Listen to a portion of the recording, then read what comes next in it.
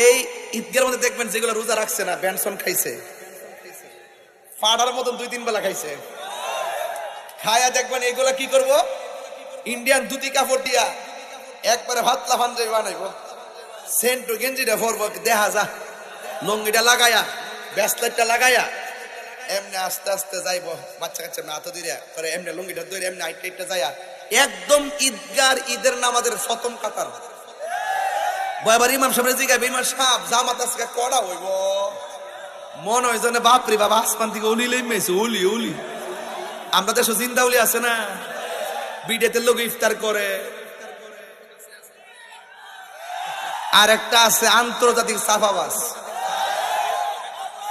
আন্তর্জাতিক সাফাবাজ একটা আছে, এটা হলো আমির হামজা। এটা অত বড় সাফাবাজ এবং অত বড় বিয়াদব, কেমনে যে এত মিথ্যা কথা বলতে পারে, এমন মিথ্যাবাদে আমার জন্মের পরে দেখছি না। বাবা শাহজালালের মানতে সমস্যা, আরে মাতা চিন্তা হলি বানায় ফালায়।